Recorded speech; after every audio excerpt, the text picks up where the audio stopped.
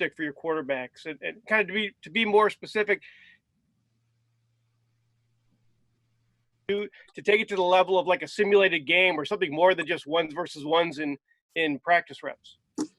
Yeah, you have to have some flexibility there, Mark, in regards to how you do that, and we'll end up, going through practice when we want to get into the 7-on-7 defense, 1v1, 2v2, 3v3, how that works rep wise, and then when you do get into a quote unquote game scrimmage type environment, understanding, we do that every year, and when you throw some live in there, obviously nobody touches the quarterback, but it tends to ramp up a little bit, and everyone understands that. So we have a plan and a process that we're kind of working through right now. The schedule is always changing.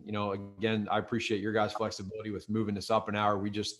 We changed our own schedule today, a few hours ago. So things are always changing, and we're going to try to get creative between these drills that we do 7-on-7 team periods and 1-on-1s. But just to be clear, man, I'm talking about using your first team defense as kind of a measuring stick, something that you don't normally do. How tempting is it to use that as like arguably that's a better measuring stick than a preseason game because your defense is so good.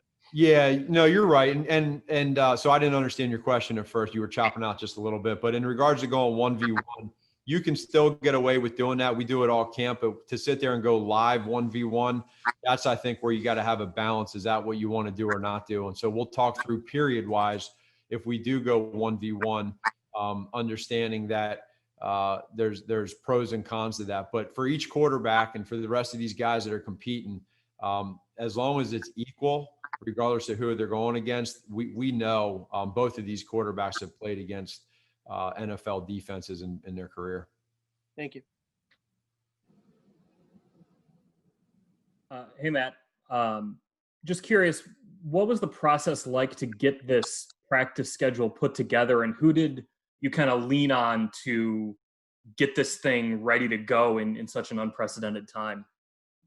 Well, JJ, let me just say this schedule, it can be at times a little bit consuming because you want to get it right. You want to give you what they give you. You want to be able to use as much as you can and make it make sense. There's transition times involved. You're trying to please everybody, whether it's the coaches, the players, walking back and forth across the practice fields from Walter Payton Center back to Hallis. And this has never been done before. There's not one NFL coach that you're going to sit here and ask a question, have you ever done this schedule? Because the answer is no, not one person has done this schedule. So there's flexibility, there's creativity, people got to adapt. And I think for us, just understanding that and being cool with that, it's been difficult, but we feel pretty good with it. And I preface and asterisk every single meeting with our players and coaches. Every single day we wake up and we come to practice, I always have the ability to change the schedule because we're learning. So hopefully y'all can take that too and understand and not get angry when we make a quick check like we did today.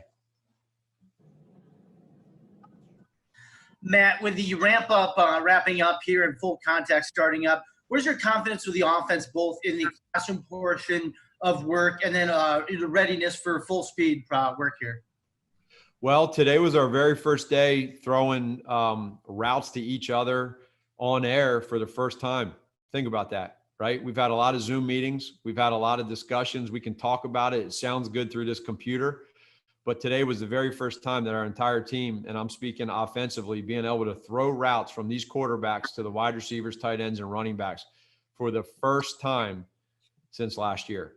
So understanding that there's a lot of time that goes into this, that I think the league and the Players Association did a great job at doing this ramp up deal and knowing that there is, you can't go out there and just play football without having these little intricacies of practice and timing on both sides of the ball. You need to have that first. So today was day one of that. I thought the guys running routes on air, the timing of the quarterbacks looked pretty good. They're understanding their steps, the details of what they do. Where do they line up pre-snap? Defensively, what can they do? Well, there's only so much they can do in this phase right now. We can't go against each other. So we're still kind of in that beginning stage. These guys are going to be really excited to actually go against somebody else on the other side and compete for the first time in a long time. Jeff?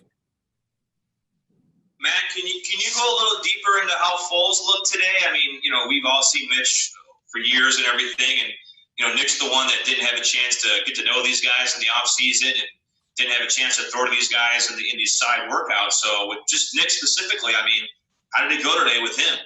Hey, Jeff. Yeah, so far so good. Again, timing that I saw between both those quarterbacks, Nick and Mitch, looked good. There's going to be some times where there's going to be mistakes, and they're working through what we want to do here in this offense and trying to be perfect with that. Specifically, with Nick today, I thought his feet were good. I thought his timing was good. But again, we're evaluating and watching these guys at the same time, and I thought that Mitch too. We've talked about he's growing as well as a quarterback. So both those guys, the room has been great. They're really helping each other out. I told you all it's going to be a healthy competition, and so far they're proving me right.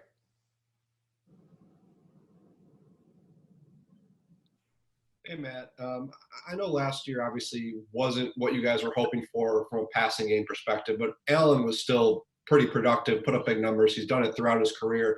What part of his game kind of has allowed him to be so consistently productive year after year? His care in meetings, his care in practice makes the game easy. He practices how you're supposed to practice. He takes notes and watches film how you're supposed to take notes and watch film. He gets with the quarterback during practice and talks about details. And then when he plays on Sundays, he produces. So he's a great mentor for all these young kids that we have on this team and others that come onto it, that he does it consistently every single day. And his day is the same every single day, Monday, through Sunday. So it's just great for these guys to be able to see that. And I think that's why he's so productive individually. Cam Ellis? Hey, Matt. Earlier in the week, Eddie Jackson went on a TV show and was talking about maybe getting some offensive snaps with maybe the possibility of no fans in the stadiums this year. Do you view that as something that maybe would be able to sort of bring up the energy, bring up the enthusiasm when, the fans aren't really there anymore? Yeah, well, we're just going to, I'm surprised he didn't tell you that we're just playing him on offense this year. So he's going to play the zebra receiver, and we're going to let teams prepare for him there. So take that and deal with that. Dan? Matt, going back to your assertion that this is obviously the first time practicing in a long time, since December, you've got a lot to clean up on offense. You've got a quarterback competition. You got 4 new coaches on the offensive staff. You got a handful of new faces in there. What realistically can you get done to be ready to play a football game in 4 weeks? Oh, a lot. We can do a lot. That's the fun part. We're all like just so excited to get back at it. It's making sure that we're coaching the right way, the details of what we do. The players need to understand that the energy that they have, they've been in these Zoom meetings and now they're together. They love this game. They love I think all of us, it just gives you a really good appreciation of what you have in front of you. And so now, knowing the time and where we're at before game 1, we as coaches got to understand that. It's a little different. The players got to understand that there's a little bit more of a sense of urgency. So every single rep that you take in practice, every single rep that you script as a coach, it really, really, really has to be magnified. And when we're done with practice, we get together, we watch the film, the evaluation process. We have a good process for that. But there's definitely a sense of urgency between all of us and making sure that we're effective in every practice. Dion? Hey, Matt, you mentioned Mitch is growing. In what ways are you seeing some of that off-season work that he said he dedicated himself to, the studying and that sort of thing, translating to what he's doing on the field? I know it's limited right now, but are you seeing some of those things on the field? Hey, Dion. Yeah, it is. I think right now, I wish I could give you more, but it is just too limited. When we start getting into competitive periods and the defense is on the other side, I'll be able to better answer that question for you. It's the same thing with Nick. So these guys they're out here throwing the football. They're getting their timing down. They're understanding what they need to do with ball handling. But we're looking at that. But again, the evaluation process that we're all trying to watch and look for and search for really is not going to start until you put some people on the other side. And so all I can say is that everything that we're looking for from those quarterbacks in regards to focus and the mental side of just eliminating mental errors and not making the same mistake twice, they're really all three quarterbacks are doing that. And that's all we can ask for. So once we get a little bit further into this thing and the pads come on and there's situational football, I can answer that a little bit better for you. Matt Finley. Hey, Matt, I hope you'll humor me with a multi-part question here. As a college football fan, what did you think of the Pac-12 and the Big Ten deciding to postpone? As a NFL coach, how do you guys look at players who might not have a season under their belt whenever the draft does come up? And also, are you in favor of the NFL playing Saturdays if that's what the league wants to do? Yeah, Pat. So a few things. I think number one, when you take a step back and you look at everything that's going on today, and you get into the sports world and decisions that have to be made, there's always the health and safety aspect that is first and foremost, making sure people are healthy and safe. You also have the emotional side for everybody associated with that. It can be very emotional. There's a lot of different, decisions that have to be made, and you look at it from the kids' perspective, and who knows what their decisions are, what they end up doing for next year or for the spring. But you have to respect all these decisions that are made. Number one, I think that's what we all need to do. There's reasons behind it. And people are allowed to have their own opinions, but you got to respect where they're coming from. And again, health and safety is important. Your second question was it on the Saturdays, or what was your second question? No. How do teams evaluate players that might not have a season? In general. Yeah. So for that, I right now, being completely candid, that's going to be for Ryan and his people. For me. We're so laser focused right now on what we're doing that I wish I could tell you more, but Ryan will have a plan with his crew as to how we're going to handle that. And then in regards to Saturdays, I don't know where that's going or where things will be, but we're prepared every day going into this year. We're prepared to expect the unexpected. So whatever they tell us to do, we'll do, and we'll be ready. Hey, Brad, go ahead. Matt, I realize things are going to ramp up beginning on Monday. My question is, what's a best case scenario in terms of a timeline for you to be able to make a decision with your quarterback? Sure. Hey, Brad. That for us is going to be fluid. And when I say that, we got to be able to see, okay, if we need to sneak more competitive periods in because we feel like we're not getting enough or things are gray, we'll do that. As far as the timeline of that, we'll get together offensively as coaches. We'll talk through everything, and we'll decide what we think is best in regards to the communication to the quarterbacks and then the communication as to how we want to handle it with our team. It's just as important for everybody to understand that. So again, we're not exactly there yet because we don't know how it's going to go here in the next several weeks. But once we get to that point, we'll keep that stuff, private with us. And I promise you, when we feel the time is right, you guys will be the first to know. After the quarterbacks. We have time for one more. Adam Hogue. Hey, Matt. In a normal year, crowd noise is something you guys always prepare for, whether it's you're going on the road and you're practicing with it or you're trying to use it to your advantage. What types of things are you already working on knowing that that's not really going to be a factor? I mean, one thing I can think of right away is maybe cadence at the line of scrimmage or even just calling plays in a huddle if it's so quiet. Sure. Yeah, Adam, it's one of those deals where, again, it's the unknown for all of us. I think every stadium can be a little bit different as to the rules of what they can and can't do and how they want to go about it. So I think for us, what we're trying to do is prepare with different what ifs. Is it super loud? Is it super quiet? And then we need to just be able to have answers for that. And so whether it's with cadence on offense, and that affects the defense too.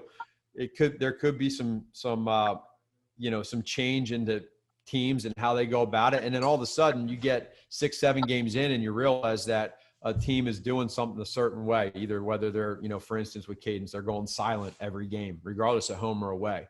Usually you're going silent on the road. Well, now you might go on the road and there's no crowd. And so you decide that you want to go Cadence. But some team may say, you know what, we want to go silent. So there's just a lot of different decisions. All right. Thanks, Coach. All right, guys. Thank you. The Rewind Sports 60. From the city of big shoulders, the jewel of the Midwest, comes a sports show that's one of a kind. From iconic players to iconic stadiums to iconic teams, this is my kind of town. Chicago! And the Rewind Sports 60 is my kind of show. From Air Jordan to sweetness to Papa Bear Hallis, this city works hard, but plays even harder. Danny Carlino and Jerry Riles bring you the Rewind Sports 60. Live. The Rewind Sports 60 starts now.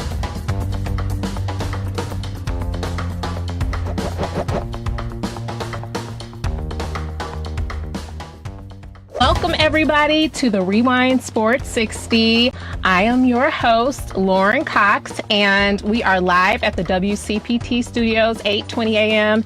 on a beautiful evening in Chicago. It's about 90 degrees. It's a beautiful evening, and sports are back in full effect, and so we're going to get right to it. And we also want you guys to join us. Give us a call. Join in on the fastest hour in sports and give us your take on all the things that are going on this week in sports. Our number is 773-763-9278, and we're also streaming live on Facebook at the Rewind Sports 60. So let's get right into it, guys. I'm going to start with the marvelous one, Dan Marver. Dan, the Cubs are doing great. Oh, yeah. Hawks are in the playoffs. I know this was a good week for you. It was a really good week. Now of course, don't forget the WNBA, the Sky, are in first place. See, absolutely, yes. And honestly, I've watched the hockey, the basketball, and the baseball with the men. Now, bear in mind, the Cardinals have played 5 games. Okay. There's 47 days left until September 27th, which is the last day of the season, which means they have 55 games left to play. So this is getting a little out of control. If there's any more illness, I don't see how they can do this unless they do it by percentages. And I've loved the hockey, of course. I'm a big Blackhawk fan, so therefore I've enjoyed the fact that they advanced into the playoffs. And I think it was a much better setup to have a play, immediately start the playoffs, because the NBA right now, the 8 teams in the East are set, and essentially the 8 teams in the West are set, and they still have another week of these goofy games. Exactly. And then they start the playoffs in the 17th. So I'm a little disappointed in that, and I understand all the messages the players have on their backs, but I think it's a little too much in your face personally, but I understand why they're doing it. All right, well, we definitely want to get to that. We want to dive into that a little more, but we've got to bring in the main man, my partner in crime, the amazing Jerry Riles. Jerry, what do you have to say about that? The messages are a little too much. Yeah. I can't see them enough. And the crowd was stunned. The crowd was stunned. Hey, it's a little bit into my face. I can't take it too much. I understand it, though. It's a little bit too much in my face. I mean, Black Lives Matter, equality, we want justice. It's just too much in my face. I can't take it. Enough is enough. The marvelous one has spoken, ladies and gentlemen. Lauren, how are you? Good to see you. Let me tell you something before we get into this fastest hour in sports conversation. Lauren Cox, I'm over here, in the studio, and we're streaming live on Facebook Live. Let me tell you something. I glanced over to the monitor, and our great producer, Devin Tingle, has done an outstanding job getting us all set up here. But I look over to my left at the monitor, and I see your beautiful smile. Thank you. You're very photogenic. You know that? Thank you so much, Jerry. I appreciate that. Thank you. I'm just telling you what I see here. Hey. How about her parents? Well, yeah, I get it from my mama. Yeah. All right. You look fantastic on and let me tell you guys, girls, people out there, if you don't believe me, you got your smartphone. Where's my smartphone? You got your smartphone, all right? You're on your monitor, whatever the case may be. We're streaming live on Facebook. Take a look. Lauren Cox looks fantastic. Unbelievable. And of course, the marvelous one, you look marvelous as usual as well. How can you tell? I'm just saying. I look better this way than I did with the mask off. I'm just sick and tired of looking at all this Black Lives Matter and hands up and equal justice for all and enough is enough. I'm just sick of it. I just want. Now, don't misquote me. I said I understand it before I said that. Oh, okay. So I didn't misquote you. Okay, right. Yeah, you understand. I certainly get it. Before we move on, we got a great show, Lauren, and marvelous one. I got to tell you, Lauren. Yes. I'm always thinking of you. Always thinking of you. Who needs to go to work to hustle for another dollar? Sorry. Yes. I'm always thinking about you. Marvelous, I'm thinking of you as well. I know what you're going to say. Sympathies. You don't know what I'm going to say. Yes. Are you going to talk about the mask that you never got for us? Well, I got you a T-shirt. I got you a T-shirt. I'm going to get you a mask. Look, you see, let me tell you something. You want the T-shirt? I got the girl a T-shirt. She's like, I don't want the T-shirt. I want a mask. Won't fit me. I need XXL. Well, hey, look, you don't want the T-shirt? I'll give it to Devin. Devin, you want the T-shirt, man? I will cherish this T-shirt for the rest of my life. Are you kidding me? Listen, Marvelous, I set up, and all you guys and girls out there listening, I said, I got something for you. Here's a T-shirt. I don't want the T-shirt. I want a damn mask. Here you go. Hey. Add it to your collection. We'll get you a mask. We'll get you. Well, I'm always thinking of you. I appreciate that. All right. Jeez. I don't even get it, man. Try to be a nice guy, and we appreciate you, Jerry. It's just like we just want a mask. We want to know where our mask. It's just like being at home. That's all. Yeah. And speaking of masks, I got to before we get into the fastest hour in sports conversation, I got to say thank you to the Knights of Columbus out in Wheeling, St. Joseph the Worker, Dave Vogel. They gave me a new mask. I got a mask on. If you can see, it's the Knights of Columbus. So I have to say thank you to those guys for looking out and getting the job done. And also I have to say thanks to Van Wynn, again, over at St. Joseph the Worker in Wheeling. I brought in a bunch of donuts. We don't eat donuts. What do you mean? We don't eat donuts. Devin, you eat donuts, don't you? Yeah, he's tempted to get one now. Mm-hmm. Paul Shavari, he eats donuts. I know Nick eats donuts. Marvelous, you eat donuts? Yeah. Oh, maybe I'm the only one. I had about 3 of them. That's not good for me. Wow. Because Lauren, you ate my donuts. Yeah, you ate yours. The ones for me. I ate Marvelous. I didn't touch them all. And that's why I had them. I only touched the ones that I put in my mouth, Marvelous. I only touched the ones I put in my mouth. I know. But the reason, I had to bring them in because I'm telling you, I would have been snacking. And you guys probably know me by now. I don't do a lot of working out. And when I do no working out. See, yeah. see. I've been riding a bike for the. Lauren, wait a minute. Yeah, I do some working out. Okay. I get up from the couch and walk into the kitchen and go to the refrigerator. Yep, there it is. Yeah, I get a workout in. Yeah. But I have been golfing too, and it's interesting.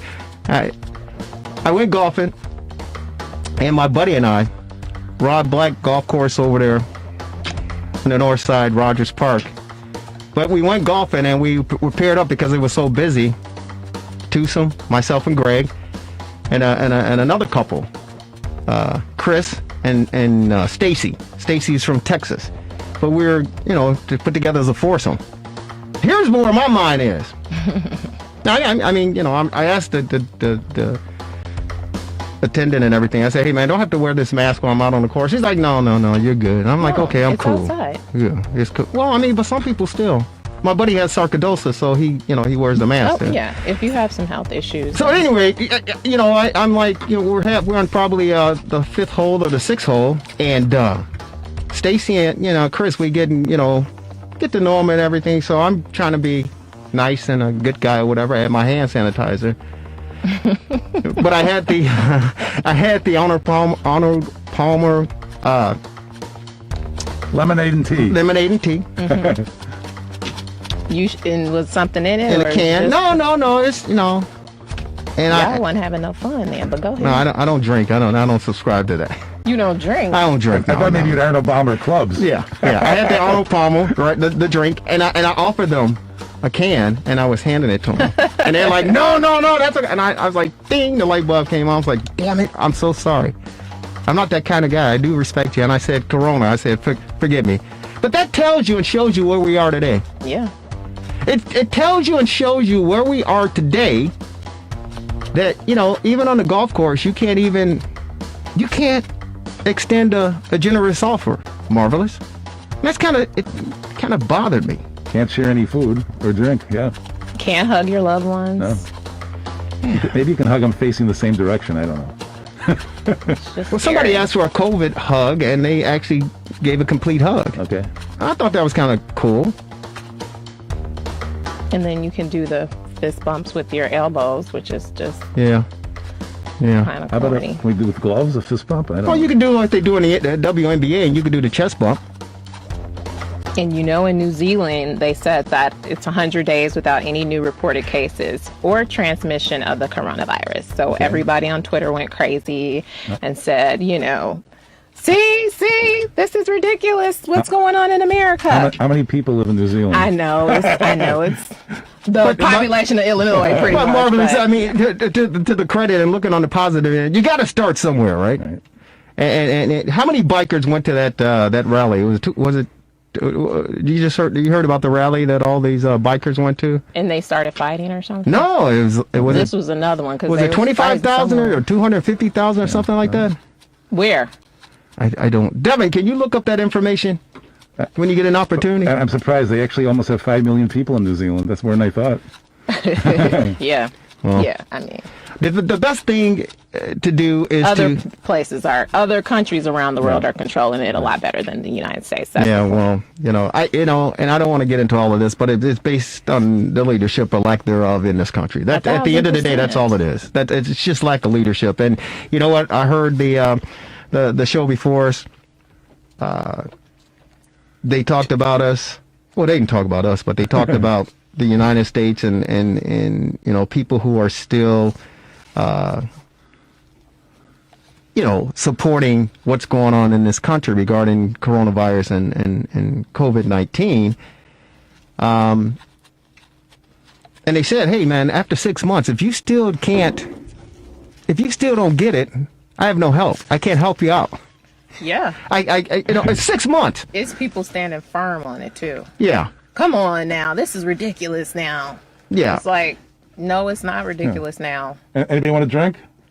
There it is. Simple measures: social distancing, wearing your mask, and washing your hands. Yeah, I mean, it's ridiculous. It really is. And after 6 months, if you still can't get it and don't understand, and you think that it's a joke, the smart thing to do is just to stay away from those individuals because that's why I mean, come on now. This, first of all, and I'm not trying to get into politics or any of that stuff, because by this time, I mean, it's August 9th, and if you still support this guy and believe what he, stands for, there's nothing that I can say or whatever. But my point being is that he forewarned you, even before the elections, of what type of individual that he is, what his mentality is, what his viewpoints are as far as just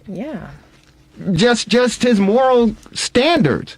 What did Maya Angelou say? When someone shows you who they are, believe them. Exactly. He showed it. So he showed it, and people still accepted him and embraced him. Okay, so now he gets into the White House, and then he starts his antics as far as the different things that he's doing, whether it's insulting, other candidates, where it's insulting, people who have passed away, whatever the case may be. But when you get to the point where this guy is telling you to drink disinfected, and he tells you to drink disinfected, he tells you that this is just a hoax put up by the Democrats, he tells you that before Easter that this virus is going to be gone, it's like a miracle, all of these shenanigans, and then his administration tell you, oh, it's just a joke.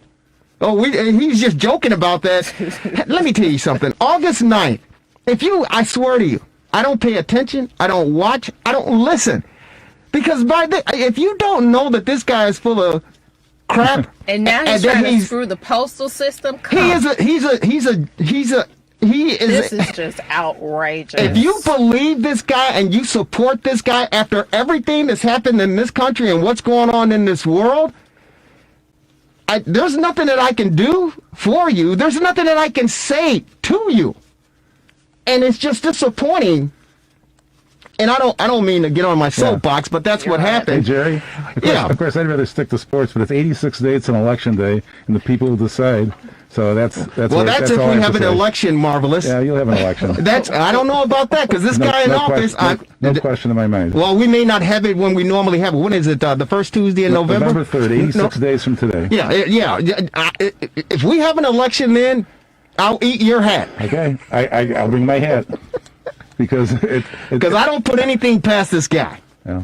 I don't put anything past this guy. You'll have an election, but you may not have the results. I'll give you that. Well, we don't know that. Well, when he gets kicked out, he said he ain't leaving. So, hey, we got more drama to come. Well, that's what I'm telling you. Never heard that. I'm telling you. Uh-oh. Marvin's went, You said you never heard that? He said he's not leaving. He himself Wait a minute. Now, are you surprised? Is this something outrageous that he wouldn't say? Come on, please. He could have said it, but I didn't hear it.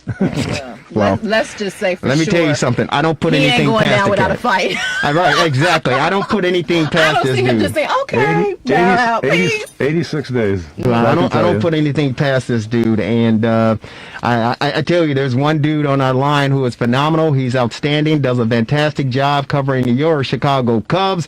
And he's on our TR60 hotline, and he's definitely a friend of the program. He's none other than Gordon Wittenmeyer of NBC Sports Chicago, joining us to talk some Cub baseball, Major League Baseball. Gordon, how you doing, man? I'm doing well. How are you? You know what? I'm doing okay. Thank you so very much for asking. I was having a fantastic day. I was enjoying a fantastic Sunday. I wish you were here because I brought donuts in for everyone.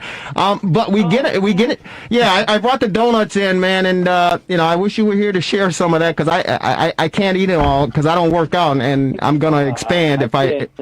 Yeah, I can't do it. I can't tell you how much I wish I was there. Well, hopefully we get through this, man, we can definitely have you in studio, and I'll bring all the donuts and coffee and anything else you want, man. But we certainly appreciate you taking some time out on this Sunday and joining us to talk some baseball. And we thought it was going to be Sunday night baseball between the Chicago Cubs and the St. Louis Cardinals down in St. Louis. But there's a flip-flop, and ESPN is starting to recognize the boys on the south side. That, of course, the Chicago White Sox, who will be playing Sunday night baseball. So at least Chicago will get a dose of one of their teams. But as far as the Cubs are concerned, man, first of all, kudos to Theo Epstein, Jed Hoyer, and the entire team over there, from the front office down to the trainer, down to the guy sweeping up everything and disinfecting everything, because the Cubs are pretty much the best team in baseball, probably the best team in sports, because they have zero positive testing regarding, as far as results, the COVID and Corona, and they're in first place pretty much in the National League Central Division. So it seems like they're doing everything they're supposed to be doing on the field and off the field, man. But they get penalized because they can't play. Go ahead.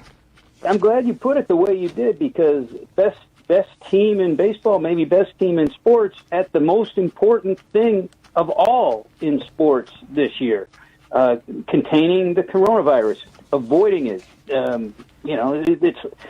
Look, every team in every sport that's trying to play is walking through a minefield when it comes to the health risk, and the Cubs have done a pretty good job of sniffing this stuff out and kind of putting protocols together that far exceeded anything the league put together. And then even more impressive, and this is by far the most impressive thing to me, they got buy-in all the way through the clubhouse.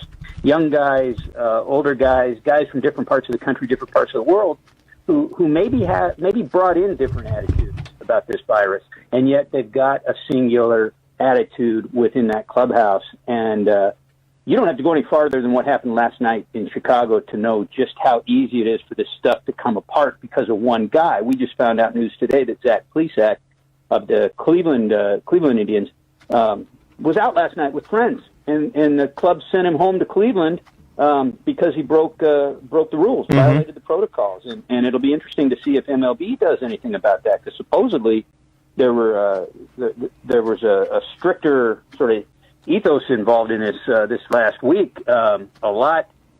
Supposedly more punishment was at stake with some of these protocols starting this past week. So it'll be interesting to see if Zach Plesac gets punished by the league for that. But he's been sent home and isolated from the rest of his team. one guy, one night after pitching, a 25-year-old kid hanging out with friends. It's something as simple as that can start an outbreak in your whole team. I mean, just ask the Cardinals. Hey, Gord, what do you think? I saw something, an article somebody wrote, this is Dan, about there being a penalty for teams that get the COVID and forfeiting games even. Do you advocate that? Well, it depends. That's so hard to really... I mean, how good are your investigators, right? How good's your evidence? Are you really going to prove that... the Marlins admitted it, that they maybe broke some protocols and regretted it. The Cardinals didn't. All the evidence suggests that the Cardinals got this from one guy who was known outside the team, a trusted guy, but outside the testing policies, who showed no symptoms, something a trainer, nutritionist type of a guy, who was around a couple of the players and later tested positive, and it was. So this is what their contact tracing showed, and all those rumors about casinos and going out turned out to be just that, rumors. As it was reported out and fully vetted, those reports turned out to be wrong. So they did everything right, and still wound up with this. And yet there were still reports out there that were suggesting they did things wrong. So I don't know how you as a league effectively punish a whole team, especially when the team attempts to do everything right. The bigger question I have is, if you've got this widespread enough with a team and they're going to lose enough games, I mean, we're looking at 2 weeks between games for the Cardinals. I mean, you get to a point where their season starts to lose a chance of becoming viable compared to the rest of the teams. Can you drop a team from the league just because they can't get all their games in, or do you somehow put them, hold them to a different standard when it comes to the number of games they can play? I don't know. I don't know what the answer to any of this stuff is. And what happens if a third team has an outbreak that keeps them sidelined for a week or more and affects the teams on their schedule in turn? I don't know. I don't know what the answer is to this stuff. It's coming home to roost, though. Well, I said earlier, the Cardinals have played 5 games, and they have 47 days. They'll have to play the remaining 55 now. Exactly. And the next 2 days, well, the next 3 days are wiped off the schedule now, too. Oh, okay. Because of the Pirates series coming up. So Okay. it's something like 44 days for 58, 55. Yeah, exactly. So I mean, how do you do that? And I mean, the easy answer is you play these 7-inning doubleheaders, but how much higher risk is that? When you're exposing yourself that much time at the ballpark, and how much injury risk are you putting the team at when you're going to try to schedule that many doubleheaders at really an unprecedented rate? Yeah. I don't know what the answer is. You know what? I think there's only one answer. We're on with Gordon Whitmire of the NBC Sports Chicago Cub Insider, joining us on the Rewind Sports 60 on our Terra 60 hotline. Honestly, there's only one answer, and that answer is just shut it down and stop it. That's the answer. And I understand once you get started and on paper you map everything out and you lay everything out and say, okay, if everyone follows protocol and do what they're expected to do and do what they should do, we should be able to play 60 games in 66 days and get to the playoffs and the World Series. But unfortunately, we live in a world, we live in a society that's divided. There are some people that are following protocol and believe and say, hey, I got to do everything in my power to make sure I abide by it. And then as you talked about with Police Act, say, hey, you know what? I'm a young 25-year-old some kid. I'm throwing lights out. The guy's pitching his brains out. He's unbelievable. And he's like, hey, I'm on cloud 9. I'm living the dream. And so he feels he can go out and hang out with his buddies. And that's the unfortunate situation, because as we see with the Marlins and we see with the St. Louis Cardinals, people aren't all in the same. They're not all in this together, Gordon. And now we see the problem that we're seeing, and we hear the commissioner last week say we knew it was just a bunch of, mumbo jumbo, but he said, hey, we're going to shut this thing down if you guys don't get it right. And they still haven't gotten it right, and they're still trying to trudge through. But in my opinion, at the end of the day, you got to shut it all down if you want people to stay healthy, because there's a bigger issue down the road, in my opinion, if you continue to try to see if you can get through this thing. Yeah, you're not wrong. I mean, I can't sit here and say well, you're just flat wrong, because there's been an ethical question to this from the beginning.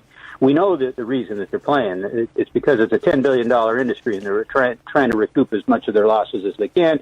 And we know that $1 billion is at stake if they can get to the postseason and get that finished. So we know that's why they're playing. Right. And if we didn't know that back when they started talking about restarting, we learned it real quick when they were negotiating with the players' union over how much they were going to pay them.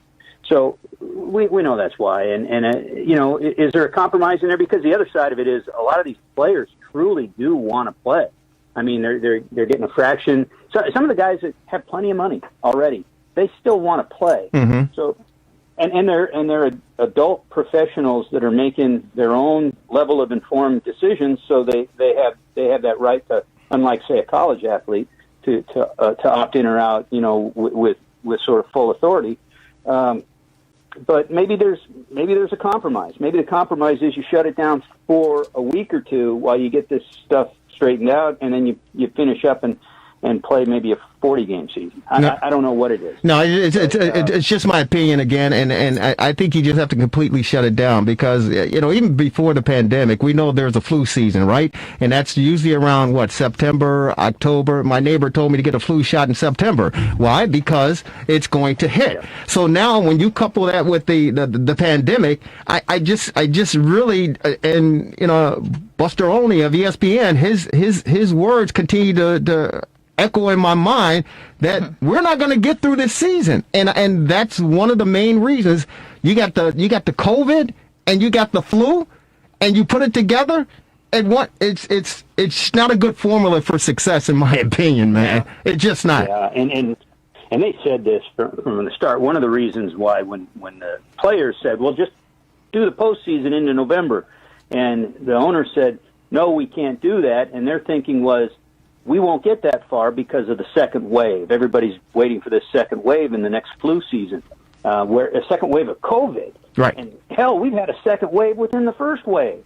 So there's no way you're going to escape that, right? Yeah. So, I mean, I hear everything you're saying, and again, I can't say you're wrong. When I look at Eduardo Rodriguez from the Red Sox, who he's shut down now indefinitely. He wants to pitch. But he got diagnosed with, what is it, myocarditis? Mm-hmm. It's an arrhythmia of the heart, and it's a result of the case of COVID that he had.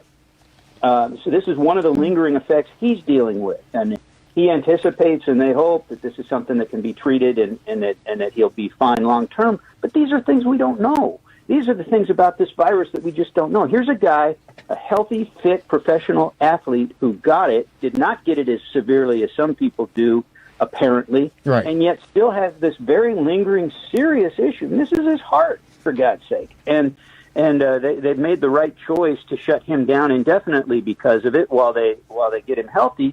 But how many more of these are out there? How many more of these are waiting to happen? Yeah. And God forbid worse.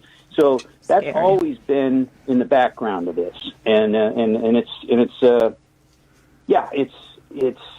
tough to think in those terms, but it's always there. Hey, Gordon, Lauren Cox here. So I wanted to ask. I know they asked David Ross, Cubs manager, what he was going to do this weekend since the series was postponed, and he said he'd be watching baseball with his pup. But wanted to get some insight from you about his leadership. I mean, with the adversity that, of course, is this season and the world now, and him being a new manager, take us in the locker room. How has this leadership been throughout this amazing season, to say the least? Yeah, that's a great question, because going into this whole thing before they restarted, I was thinking, Joe Madden has this unique way of working and dealing with people, and especially for a guy of his generation of sort of transcending generations. Like he does a good job of communicating with young people, and I thought, well, he's going to be really good at handling this. And we still didn't know what kind of manager David Ross was going to be, much less under circumstances like this.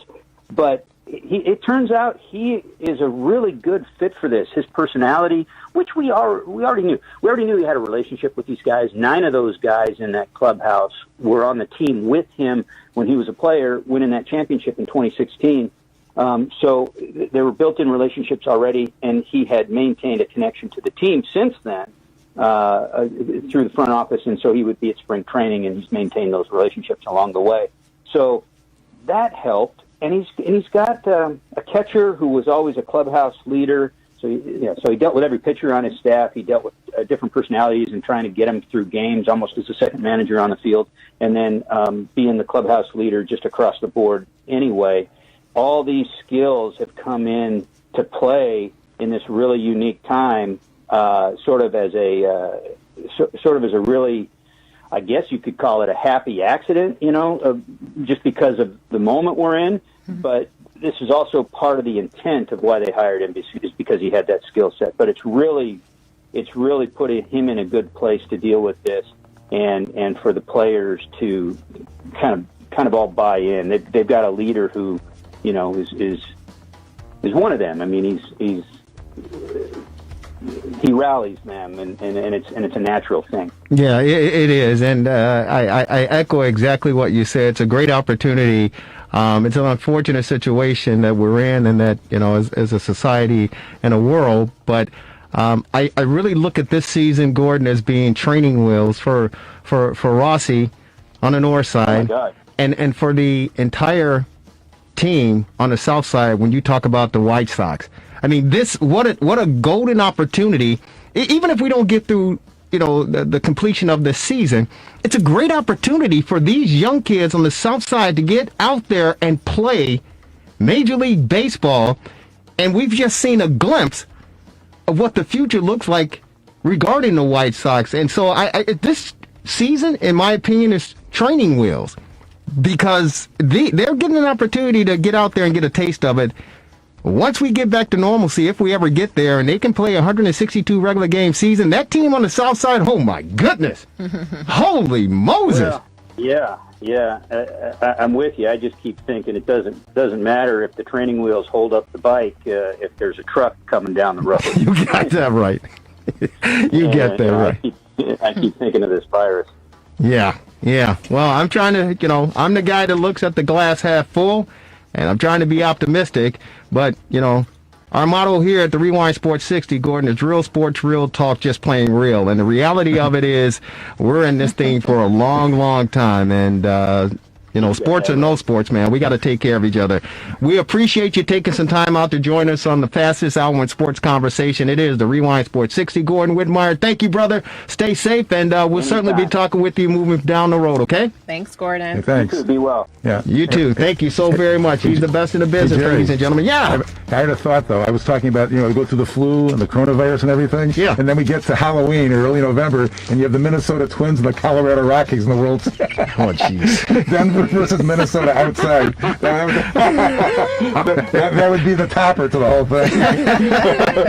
He is the marvelous one, Dan Marver. She's the lovely, talented, outstanding Lauren Cox. I'm Jerry Riles, and we come back, ladies and gentlemen. We go to the bubble. We go down to Orlando, or we talk about the NBA as far as what's happening. We're getting ready for the playoffs. It's the Rewind Sports. Relax. Reset. Rejuvenate. Go to our link right now to restart your life. TheRewindSports60.com. What are you waiting for? Hope to see you soon. The Rewind Sports 60. Hi guys, thanks for doing this. Alex, this is for you. How frustrated have you been just trying to get things going offensively these first couple games of the postseason? Yeah, honestly, not too frustrated. I feel like I'm still making some plays out there and still I'm trying to do anything I can to help the team win. So I feel like maybe scoring and producing is something I need to do, but I think it will come, and I think I'm trying to do some right things right now. Our next question will be from Ben Pope from the Chicago Sun-Times. Ben, your line is active. You can go ahead. Hey, Alex, also for you. It seemed like last night, despite the loss, you guys were pretty generally happy with how the system worked. What can you do to create a little more offense as a team despite also staying in that sort of structured style moving forward? Yeah, I think, I mean, for us, we're going to need to play a little bit more in the O zone and a little bit less in the D zone. I think if we can get that O zone cycle going on and get some pucks, more pucks to the net, I think we'll have a good chance. Our next question is for Phil Thompson from the Chicago Tribune. Phil, your line's active. You can go ahead. Again, this is for Alex. Robin Leonard was talking about knowing some of you guys' tendencies, like when you were attempting to go in the 5-hole on him in tight opportunities. Is that something that you guys paid a lot of discussion, or are you kind of trying to play to his tendencies, or what's that dynamic there? I mean, for me personally, I think you just take what's given. Don't really think too much about it. Obviously, we kind of know how he plays too, so we can use it to our advantage. And but for me, I'm just trying to take what's given and see what happens that way. We'll now go to Carter Baum from Blackhawks.com. Carter, your line is active. You can go ahead. Ole, this one's for you. Jeremy was talking about last night and the decision to kind of challenge that second Vegas goal, the confidence that he had in the penalty kill group, and specifically mentioned kind of your shot block that led the play going the other way. What kind of confidence do you guys have as a penalty kill unit, kind of getting that vote of confidence from your coach and kind of knowing that you can impact the game like that, not only defensively, but going the other way? Well, I think especially in playoffs, special teams are huge. Obviously, that one goal can change games, and your penalty kill has to be good. You just have to kill those penalties. They're going to happen in the game. It seems like yesterday was actually the first game. There wasn't that many penalties. I think the Edmonton series there was more penalties than usual in the playoff game, but when you kill those off, it gives your teams a chance. And I think our power play was really good yesterday too. We got a lot of chances, but it just didn't go in for us. I think it's just a matter of time for those guys to put it in. We'll now go to Mike Berman from NBC Sports Chicago. Mike, your line's active. You can go ahead. Alex, when we talked with some of the guys before the series started, they were very transparent in saying, hey, we know we're going to have to elevate our game. Edmonton was good, but we know Vegas is deeper and maybe more talented across the board. What did last night's game show you as it relates to that, and how do you carry that forward into game two? Just the knowledge maybe that you've gained just about how deep and talented they are and how you'll have to elevate your play to compete. Yeah, I mean, they're definitely a good team. I think we have a good team too, and we can score goals and, control a lot of the play too. So I think for us, it's being patient. It's not going to come right away. We got to grind and keep grinding, and may not score for, a period or two, but we got to stick with it and, battle till the end of the game. Our next question is from Jim Matheson from the Edmonton Journal. Jim, your line's active. You can go ahead. This is for Ole. In the Oilers series, it looked like the Hawks forwards were getting the puck back to the point for shots game after game after game, and you were able to get them through for tips. Highmore scored a couple or redirects. Do the Vegas Golden Knights play it a little differently than the Oilers in terms of clogging it up so you can't get the shots through? I think Vegas is definitely one of the better defensive teams in the league, and they make it really tough playing in their end. I think they do a good job blocking shots too. So I think we just got to find a way to get those pucks through. I think we had some opportunities last night. We got a couple of shots blocked, and that. But I think those pucks you just have to try to get them through the net. And like you said, I think our forwards doing a great job battling their way through there, getting their goalie's eyes, taking their goalie's eyes away. He can't see the puck and getting more guys in there. So I think as a D-man, when you get the puck there, I think it's just our job just to get it there. It doesn't have to be the hardest shot, but just to make sure it gets to the net so you can hit sticks, you can hit shin pass, whatever, and have a chance to go in. We'll go back to Ben Pope from the Chicago Sun-Times. Ben, your line's active. You can go ahead. For Ole, the Riley Smith line with Marchessault and Stastny seemed to really dominate play when they were on the ice last night. What can you guys do to slow them down a bit more? Well, I think we did a pretty good job in the first two periods. Almost, and a third, I think we almost fell asleep, but I think we started pushing a little more and open up the game a little bit. I think we just got to trust the system and trust that the way we play, we have enough skill in this team that we can make things happen if we just make sure we don't give them anything easy. We definitely have, like I said, we have so much skill that we just got to make sure we defend well. We're going to get our chance. Our floors are really good playing their end, and when we get the puck there and get the puck at their hands, they can make plays happen. Alex, Ole, thank you very much for your time. We appreciate it. Media, if you can hold the line for a second, we'll be back with Jonathan Taves, and Jonathan Taves will be followed by Jeremy Colleton. If you have a question for Jonathan, please press the raise. Thank you very much for joining us. Media, if you have a question for Jonathan Taves, please press the raise hand button and we will get to you. Wait here for a second.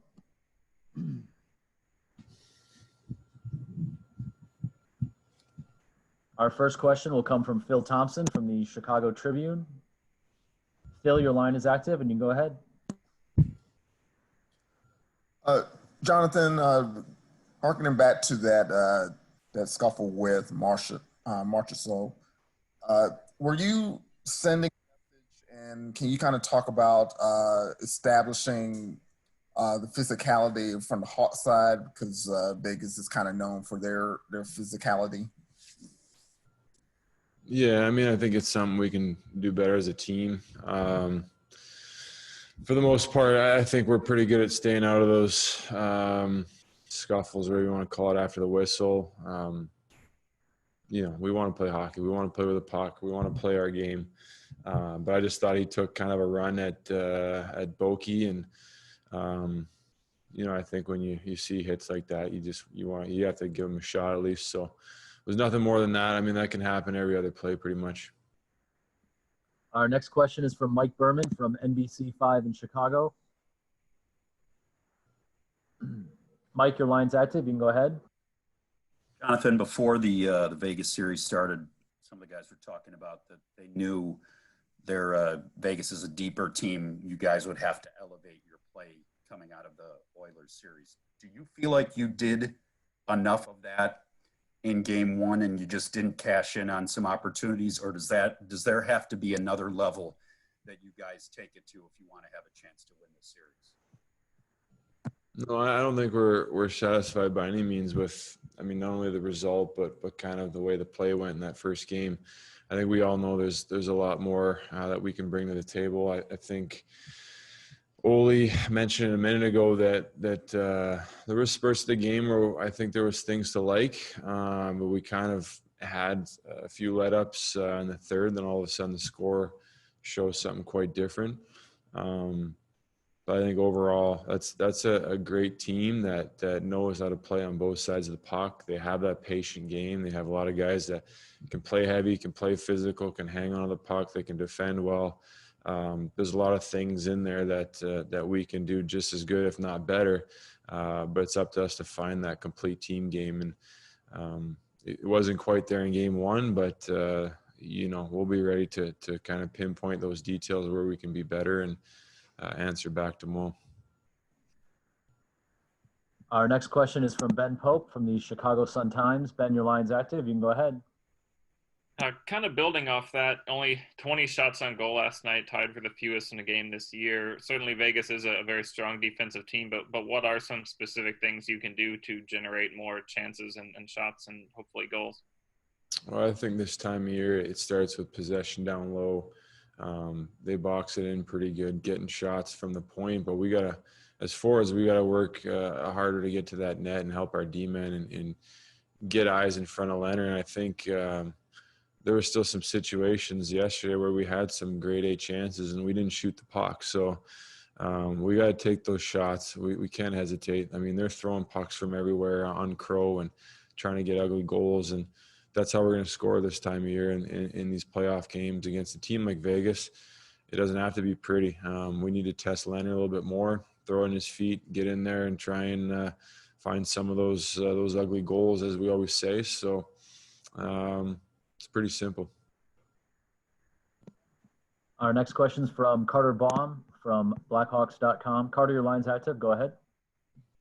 Jonathan, Jeremy was talking last night about kind of he described it as a 7-minute stretch there in the third where maybe you guys started pushing a little too early or maybe playing a little too desperate in the third. How do you kind of balance that mentality, especially with so many young guys, of kind of knowing when to stay calm and measure your approach and kind of find the right moments to do that? Yeah, I mean, it's just patience. Sometimes you're down a goal, you kind of get a little antsy, and then you maybe take risks that you shouldn't or you wouldn't otherwise. And I think that's the situation is we just kind of got away from that patient team game, knowing that if we work, if we do things right, the chances are going to come. And we just made things a little bit too easy on them, and it ends up in our net in those situations. So, yeah, it's regardless of the score, we gotta be smarter. We can't give them much because they're gonna make us pay, and yeah, that's what it comes down to, is staying with that team identity. What's made us successful through any moment, I guess. Our next question is from Jim Matheson from the Edmonton Journal.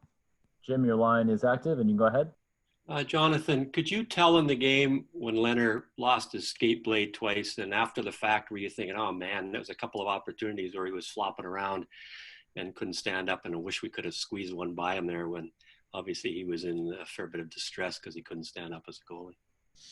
Yeah, I think there's the one chance by Stromer where he still couldn't get on 2 feet. But other than that, I don't know if we had a whole lot of chances to shoot. So, you know, it's easy to see after the fact that Leonard was missing a skate blade, and that's obviously not a good situation for a goaltender. But I mean, they do a good job of getting in the shot lanes. So we're not just going to air it out, you know, if we don't have that chance to shoot, you know, from the blue line or wherever the puck was. So I don't think it was as easy as you'd think. Jonathan, thank you very much for your time this afternoon. We appreciate it. And we have a group of media here. We're all set. If you have a question for Jeremy, please press the raise hand button and we will get to you. We'll start with Bill Thompson from the Chicago Tribune. Second here. Phil, your line's active. You can go ahead. Great. Thank you for doing this, Jeremy. A question, particularly with Vegas's fourth line. They had Reeves, Waugh, and Carrier with 4 or 5 hits each. Overall, they had 35. How effective are those hits within the game? And then how important is it to establish your own physicality, like Drake's 5 hits that he had himself? Yeah, that's something that they try to do. They use that line to start periods often, and just try to set the tone and get after the opposition's D in the forecheck. So that's something we're aware of, and we want to try and break out and find a way to force them to defend. It's playoff hockey. It's going to be physical, and in a 7-game series, you're trying to wear the other team down. So, you know, we got to do that to them when we can. We don't want to get out of our structure, but certainly you want to finish when you get the chance. Our next question is from Mark Lazarus with The Athletic. Laz, your mic is active. You can go ahead. Jeremy, slightly off topic, but I'm curious how much interaction you have with the Black Aces, or is that more of Mark Crawford's purview? And what do you hope they gain out of this experience? Yeah, I think earlier on it was a little more like in camp. Was able to be on the ice for almost every session, and that's important to try and spend as much time as possible. A little bit less now, just because my focus is on preparing the team. But Mark's taken a big responsibility, and as well as the other assistants. We're trying to prepare them because there's a good chance we're going to need those guys as we go on here, and also it's a young group, and we're trying to prepare them to play on our roster at some point. And I think it's a great opportunity for them to be around the team. They're in all the meetings, understanding what we're trying to do as a team and how we play, and also just the professionalism that's required to show up every day and do the job. We got some pretty accomplished NHL veterans who they've been through it for many years, and they're a great example for our guys. So great opportunity for them to be around. Our next question is from Ben Pope from the Chicago Sun-Times. Ben, you can go ahead. Yeah, Jeremy, what are some specific things you guys can do to create more offense starting tomorrow, despite still staying in the structure that apparently you want to stay in?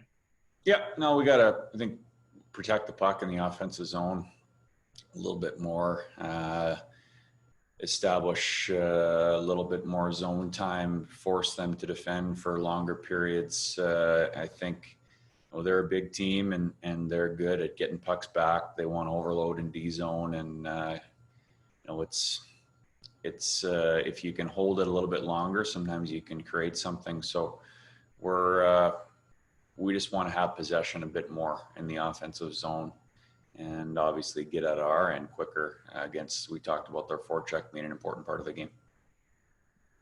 We'll now go to Jim Matheson from the Edmonton Journal. Jim, your line is active, and you can go ahead. Jeremy, as a coach, do you have to balance spreading out your offense on different lines and perhaps putting Patrick Kane back with Jonathan Toews for the whole game rather than not just for a stretch or on the power play? Yeah, it's always an option for us. We've done it before, and they've had success together in the past. So, you don't rule anything out. We're trying to win. So, you turn over every rock, and obviously, every game we talk about the combos, and even within the game, you can be flexible, move guys around, try to get a spark. Kaner's a guy, he can play a lot. He's got a big motor, and he's able to conserve energy at certain times, so he can play in different lines. We'll now go to Tracy Myers from NHL.com. Tracy, your line is active, and you can go ahead. Hi, Jeremy. Just a personnel question. Just seeing if everybody was accounted for in practice today. Yeah, we haven't practiced yet, but as far as I know, everyone's healthy. We'll go back to Ben Pope from the Chicago Sun-Times. Ben, your line's active, and you can go ahead. Twice last night, Leonard lost his skate, and they end up blowing dead eventually. It seems like in the rules, technically, they aren't supposed to do that until there's a stoppage. Did you have any problem with that, or any thoughts on that situation? From my understanding, it's possession, but it's ultimately, we had a couple chances and had them under pressure a couple times. It didn't work for us, but it's non-issue. We'll go back to Phil Thompson from the Chicago Tribune. Phil, your line is active, and you can go ahead. Jeremy, I'm thinking of one breakaway with Kirby where he didn't pull the trigger, and it seems like he has that tentativeness that he's displayed. Is that something that's attributable to youth, or do you want him to pull the trigger in those situations? Well, I think we want to, every time we get a chance, we want to put it on net. But also skilled players, they're going to try and make plays. So that's a balance that all the top guys have. And, as he gets older, he's going to become more and more dangerous in those situations. Back to Jim Matheson from the Edmonton Journal. Jim, your line is active. You can go ahead. One more question, Jeremy. Against the Oilers, you didn't have a lot of trouble with your forwards getting it back to the point for the shots and tips and redirects and stuff. Does Vegas do a better job of that, blocking the lane so the defenseman can't get the shot through, or are they going into the game saying we saw what they did against Edmonton and we're not going to give them that shot? Well, they did a good job last night. They blocked a lot. I think we were able to get to the top a few times, and they were able to get in the lane. We got it through a few times, and there were some rebounds lying around there. And ultimately, we just, we got to know to forwards, get to the net, find a way, be there, and do you find a way to get it through? Again, I think that goes back to just establishing that OZP presence, find a way to be there, little bit longer, and we'll get our chances. Jeremy, thank you very much for your time this afternoon. We appreciate it. Media, thank you for your patience, and we'll talk tomorrow.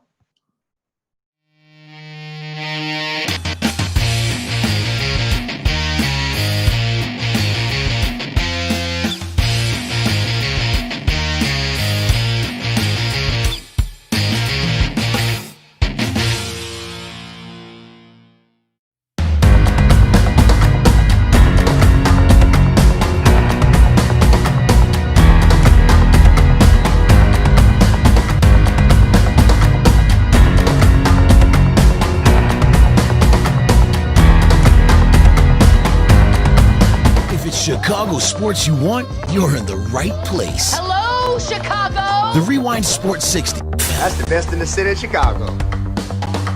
Welcome back to the Rewind Sports 60 live with the best sports panel in Chicago. Lock it in.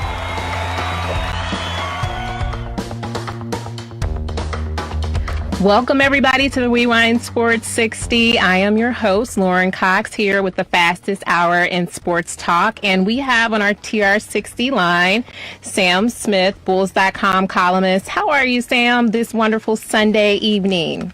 Yeah, I'm good, thanks.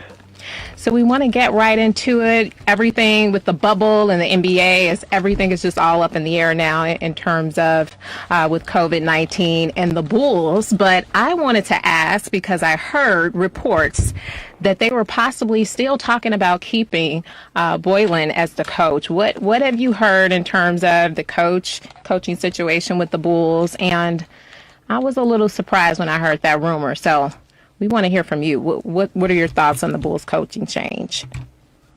Well, I don't know that it's a story because the coach has 2 years left, and nobody has suggested they were thinking about making a change. So that's, it's sort of like media and fan-driven. But, Right. They hired a new executive, and he just said he's analyzing the staff. So he never broached the notion of making a staff change. And in fact, it seems to me he already indicated he's not, because he made a couple of major moves when he came. And usually when you come in, you do what you're going to do, and then you sort of move forward with what you got there. And, the general manager was released, Gar Forman, and the head trainer, Jeff Tanaka. So those are two substantial figures. So I don't really think there was really anything going on. And Arturis indicated, and that's where I think people are missing the point, especially Bulls fans on this. It's really the NBA has done the team a tremendous disservice. And if there was going to be any significant changes, it would have been if they had an opportunity, in which they should have, to be in Orlando to finish the season, or at least play 8 games, and then new management would have had an opportunity to judge players, judge staff, interaction, teaching, everything they do, and now they haven't. So I really think once the Bulls were eliminated from going to Orlando, I think the NBA did Bulls fans and the organization a tremendous disservice and set them back potentially years because of this. Then I think the new management's hands were tied. I don't think they were in position to really do anything based on what. I mean, you watch more Bulls games than they did, most likely, and so I don't think they had any idea what's going on with the team. Well, wait a minute, Sam. We're on with the great Sam Smith, Bulls.com, a longtime columnist, covering the Chicago Bulls in the greatest city in the world, Chicago. You're saying that you believe the NBA did the Chicago Bulls a disservice by not inviting them down to be a part of this close of the season, the restart, and the play into the playoffs, and you say that because of what again? Because maybe I missed it. You're saying the NBA did the Bulls a disservice by not inviting them down to the bubble in Orlando. Absolutely. No, it's a disaster for the organization. Well, just look at what's going on. In February, would you have considered the possibility of, say, trading T.J. Warren for Zach LaVine or Lauri Markkanen? No. but now T.J. Warren's averaging 38 points. Yeah. And all of a sudden, well, he's a potential all-star and all this. There was no opportunity. And now, at the very least, if you're looking at it, selfishly, you say, well, he's much more valuable as a trade possibility now. The guy's averaging 38 points and, great scorer, this and that. So, nobody with the Bulls have had this opportunity to do this. I know, your fans are down on the Bulls. Oh, it was a disappointing season. Want to move on, but you're missing the point. That it's like saying, in March, if you can't make the playoffs, they don't send you home. On several levels, like I say, doesn't give Arturis and Eversley an opportunity to judge the players or the staff. That's one thing. Doesn't give the players an opportunity to do something at a time when others are. Right. And also, if you look at just the teams that are not going to make the playoffs, like, say, Phoenix, what a great opportunity. All these players together, developing teamwork, bonding, all these things we talk about that are so valuable, these supposed intangibles, the Bulls don't get to share in. Just several other teams too. What's the upside to this? What's the positive? So here's the deal, and the reason we're in this situation, Sam, and I love you and I respect your work and everything you've done recently, and of course over your illustrious career. But here's part of the problem. First of all, we're going through this pandemic that none of us has ever gone through, and for the Brain Trust and Adam Silver and his team have done a fabulous job of putting this hub together down in Orlando. So it's partly to reduce the risk of players getting this virus and spreading it. So that's one reason. No. You're wrong. No, Sam. No, you're wrong. You're wrong scientifically, because there's no evidence anywhere that having 80 players versus, say, whatever the number you wanted to. The point was that was going to work from the beginning. There was whatever the criticisms were, it was going to work because they're protected and they're safer than you are. There's no way you're in a position where you have less chance of getting an illness than they do. They're tested constantly. They're monitored constantly. They're people who interact with them are monitored. Mm-hmm. They're in a closed environment. No, I get that. They can't go outside. So it was for sure going to work. And if you wanted to do the league, if they wanted to do what this is, it's pretty apparent what they did, which was, which not quite criminal, but certainly unfair. This is basically all about trying to get Zion Williamson into the playoffs. It's not going to happen. And they're eliminated today. It's not going to happen. Well, your plan didn't work, Sam.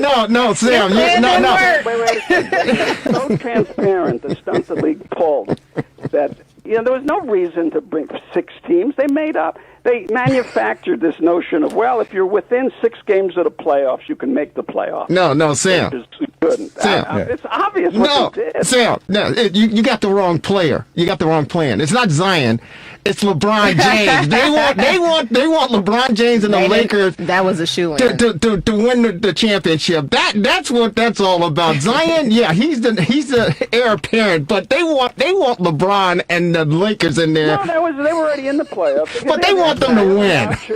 They had the option of starting the playoffs, doing a camp and whatever, and have 16 teams, because there was a big gap between all the 8s and 9s. So you could have just started the playoffs, and it being an aberrational season, you could have done anything. So, but they added 6 teams for no reason. Well, one reason, to give Zion a chance to be on TV, get some ratings. And once you were going to do that, then you had to include everybody else and give everybody else a chance. I'm telling you, no. You like to criticize the Bulls, but what the league has done, the league has put basically classified like a secondary status. How could you not say that? See that? Well, one reason 22 teams you Sam, can play, but you 8 can't. Sam, one reason we can't see it is the fact that the Bulls were terrible. They were terrible, and they did not earn a right to go down to the bubble. They didn't earn a right because they were so bad. No. I understand they didn't earn a right to be in the playoffs, but neither did Phoenix, neither did Washington, neither did New Orleans, any of those teams. They didn't. They inserted 6 teams with an agenda to put one guy into the playoffs. They're not going to get it because, of all things, his own team stopped playing him. Half the time. Yeah, he played. The guy goes home. He plays 15 minutes. He scores 13 points when he comes back. Unbelievable. But the other part of it is you talk all the time about, and the point is, look, the Bulls and a number of other teams were in a routine that I'm sure you had lobbied for over the last years. Let's lose games so we could get. I've heard this tanking thing, which I was opposed to. No, I'm not a tanking guy. Well, a lot of people were, obviously. And I'm sure on your show people will call in and say, better to lose games, let's have a big... So they did. They did that. They lost games. But that's part of the routine historically in sports, that, if you can't, win, or if you're not in that position...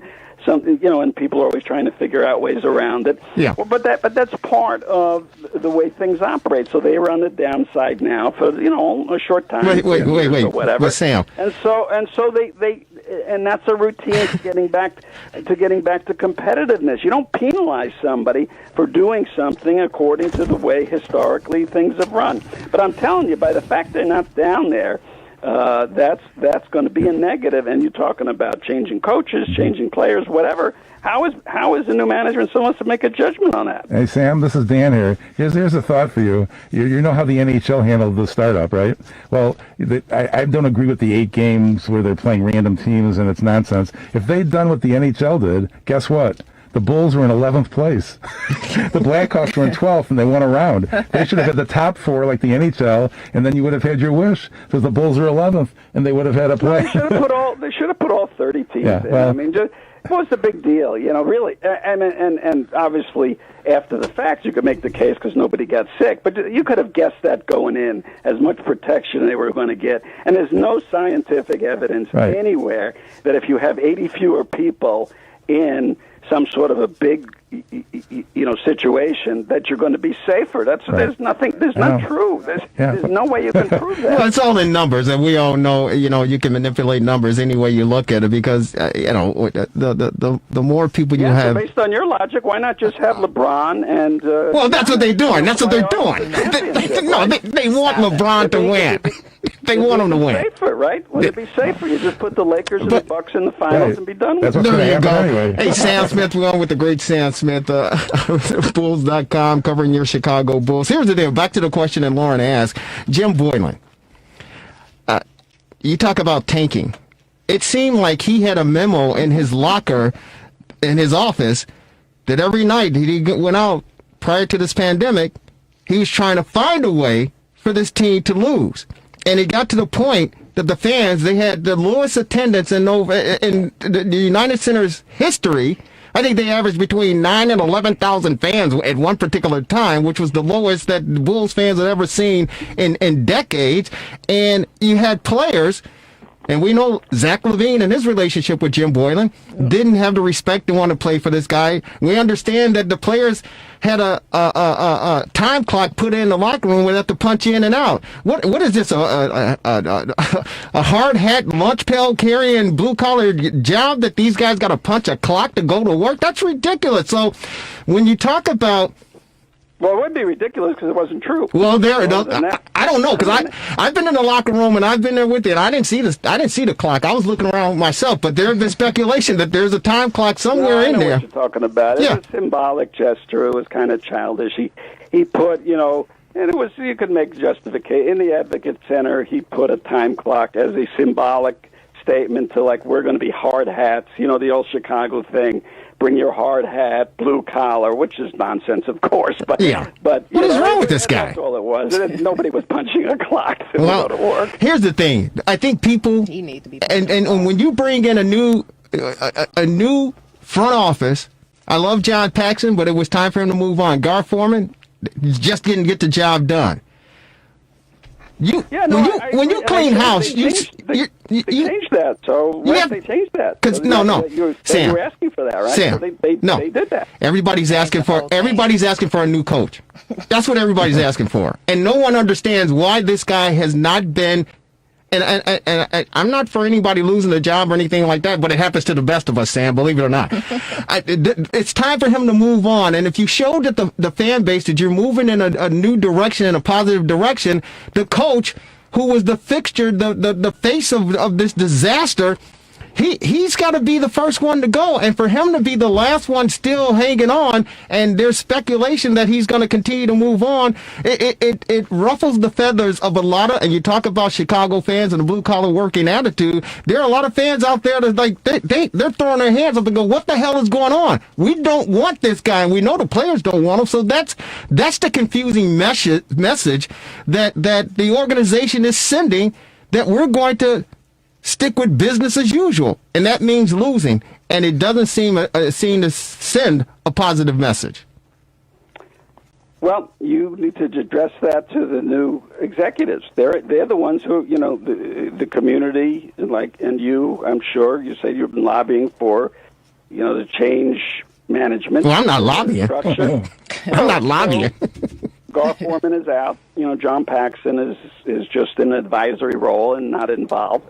And there's 4 new executives there, and they have, I think he's got a 5-year contract from what I understand. So, I'm pretty sure he can do what he wants. It's not like they're going to fire him. And so, it's, the other part is, they haven't started the season yet. Now, as I pointed out, they're not allowed to play, and they're not going to, but there's a possibility that next season doesn't start until next spring. Mm-hmm. So, there's plenty of time to do stuff. I'm not saying they are or they're not. I don't know. But we don't know. None of us have heard from, they did a brief teleconference months ago, but none of us have heard from any of these guys. I haven't spoken to them. I don't know them, haven't met them, because of the separation and everything with the. So, and like I said, I go back to the same thing. If you were lobbying for this, you more than anybody should have been lobbying for the Bulls to be there, because if what you suggest is the case, that the coaches can't do this and the players are in revolt and all, that would have shown up if the Bulls played. Now, how does he know? Is he know based on listening to you? I mean, I hope not. I hope not. Hey, Sam, I hope he's not basing it on what I see. I hope he's not doing it. That's why I say on so many levels, this really hurt the organization, because these guys, when you know that I've been around a long time, I have. One thing I know about organizations is they know their organization. We know the Bulls better than he does. He's going to learn the Bulls. But all season long, Karnisovas, I'm not even sure how to pronounce his name, watched the Nuggets. That's all he watched. And Eversley watched the Sixers. And the other guy, JJ, I'm not sure his name, watched the Pelicans. That's because that's what they had to know. We're watching the Bulls. We know more about them. They needed to see this, and Orlando would have been the ideal situation, and they didn't get the opportunity. So, like I said, I think it's a real setback, and I think the fans are missing. You guys are missing the point on this. How much this is really setting them back in the ability to make changes. Well, I hope you're right, Sam. It's the fastest hour in sports. Thank you so very much for taking time on this Sunday. Keep up the great work, and we'll certainly hopefully talk with you down the road when we get to the playoffs and the championship, if this pandemic allows us. Sam, that might be a number of years. You're right. Hey, Sam. On this conversation, we got to go. Thank you so much, very much. We appreciate you. Thanks, Sam. Take care. It's the fastest hour in sports conversation. Lauren Cox, outstanding, marvelous. Thank you so very much. Devin Tingle, you're the best in the business.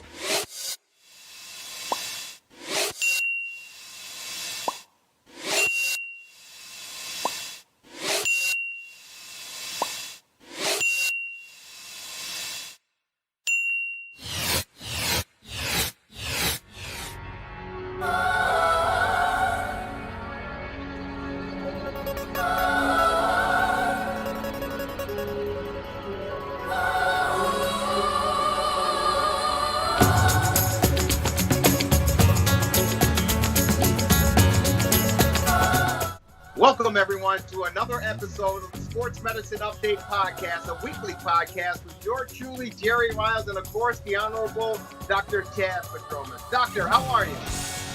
Having a great day, Jerry. How about you? I'm doing fantastic. I'm out on the deck, so to speak, and enjoying the beautiful, beautiful weather here in the greatest city in the world, and of course, Chicago, Illinois. But always looking forward to having an opportunity to sit down and chat with you regarding the weekly podcast, and of course, the world of sports, Doctor. In Major League Baseball, the Florida Marlins, they had to take a few days off. About 20 players tested positive over the past couple of weeks regarding the coronavirus and COVID-19, but it seems like, Doctor, despite the fact of over the league, the St. Louis Cardinals, the Milwaukee Brewers, and players around the league have tested positive for coronavirus and COVID-19. We haven't really seen any major illnesses or people coming down with some severity as far as, the results of testing positive for coronavirus and COVID-19. What is your assessment to all of this that's developed over the past couple of weeks? Yeah, I agree with you, Jerry. And I just know what I read in the papers like everybody else. But it's interesting. The one account I read said the Marlins had 20 people test positive, but only one had symptoms with body aches and cold-like symptoms, and that they had played a 3-day series. I don't remember the name of the team, and that nobody on the other team, at least to that point, had tested positive. So I think it's, one would have predicted that these young, healthy people, by and large, would not get severely infected. And we talked before about how baseball players, by and large, are pretty lean. I'd mentioned that I think football's a little bit of an outlier because it's the one sport where you get much bigger people. So I think, several things are noteworthy. One, that people didn't seem to get sick. Two, that it spread within the team, but not to the other team. And, three, there's an issue with this that hasn't really been talked about, but I talked about a few weeks ago, the whole herd immunity thing. So, herd immunity got talked about. Is it the complete answer to the problem or not? And I mentioned then, and I've written about this, I think herd immunity is kind of an intermediate thing. It's something that, if you will, flattens the curve. So when you think about it, the Marlins now are going to have, once everybody's back, I don't know, I think the rosters are 30, so maybe 20 out of 30 or something like that, people that aren't going to get infected. And if you're thinking, well, people have said that there are reinfections, I will tell you that there haven't been. The tests may vary a little, but there has not been a documented instance of somebody getting reinfected and then infecting somebody else. So the point is, most people think that these supposed reinfections are either tested or testing positive for fragments of the virus that aren't infectious. Anyway, so I think most people think that once you've had it, you're pretty much immune, at least for a significant period of time. So the point is, when you think about it, in the future, if, say, one of the 10 people, one of the people that wasn't infected gets infected, a majority of the people in that dugout are not going to be able to transmit it. And that just exerts a negative effect on the spread of the virus. It's interesting. And, again, we've talked about this over the past few weeks and, of course, the past few months since, the outbreak in March. And there's, different speculations and theories, regarding how severe this could be. On one end of the spectrum, and you and I have talked about it, some people say they chalk it up as this, nothing more than, the common flu, so to speak. And others are saying that, it could lead to, unfortunately, the end of life. And the spectrum is very, very broad. As far as Major League Baseball is concerned, they don't want to be on the wrong end of this thing, and no one does. So now they're saying that players, they have everything in place, but now they're saying that players have to take it another step higher and police themselves away from the ballpark and the facilities by not going out to public venues or engaging with other folks outside of the baseball family, because you only increase the risk of potentially and possibly, bringing that virus into the clubhouse. And you and I are both on the same page. I believe that these guys are certainly the most physically fit specimens on the face of the planet when you talk about professional athletes. But the unfortunate or the downside of it is the people that they may engage with away from the ballpark, whether it's a family member, a wife, a girlfriend, kids, elderly, or anything like that, who are more vulnerable. That's where the real scare comes in and the real focus comes in. Despite what we think, how do you handle that when you're away from the ballpark if you're these professional athletes, in particular Major League Baseball players who have the high numbers? Yeah, I think you hit the nail on the head. And the thing is, I think they wind up being like other people that go to work. I have a medical practice. I go in, as I said, we scrub down the rooms, we have plexiglass up, I wear a mask all day. And then when I'm not in the office and when I'm not at home, I'm careful. I'm careful if we go grocery shopping. We've done a couple of social things, but we're careful when we do them. So I think it's kind of, and we don't have, we have one elderly person that we see who's a relative from time to time. You're just careful. And I don't think it's any different for baseball players than it is for other people. And as you said, if you want complete safety, then just shut down and quarantine permanently. But, they're not going to do that. It's kind of my point. If they're not playing baseball, I don't think they're staying inside all day. And people like them, young, active, fit people, are probably the last people that are going to be satisfied staying home. And then if they do, there's other things that come up. There's, everybody knows domestic issues and drug issues and all kinds of things. So I think they do what they do in the bubble. When they're away from the bubble, they're just careful. And then I think that's all you can do. I don't really see where shutting down the season, if that were an option, or even withdrawing. If people want to withdraw players, they should. If you can afford not to work and you're uncomfortable working, by all means, you should. So I'm not questioning that right. What I am saying is that for those athletes, I think maybe unlike football players, if they choose not to play baseball, I don't know. I think then how do they spend their days? Staying inside all day watching television? I think that's kind of unlikely. So, and I think I've watched other sports more than baseball. I don't know how many people, maybe you do in baseball, have chosen not to play. But as you said, if you play and if you're really careful at other times, I think it's about, I think that's reasonable. I think it's about all you can do. And I think it's going to wind up being safe. Yeah, I hope it does. And again, it's a very fine line. And you talked about, the symptoms, and it hasn't hit, as far as the sports world is concerned, compared to mainstream America or society, hasn't had the effects of the long-term illnesses. Most of the players, pretty much all of them, have tested positive. They quarantine, and they seem to be okay. I just think that professional sports across the board don't want it to get to the point where a player who's pretty healthy take it home and say they're caring for an elderly parent. I know a lot of these athletes, they have newborns or young kids, that they have to look after and they have to be careful about.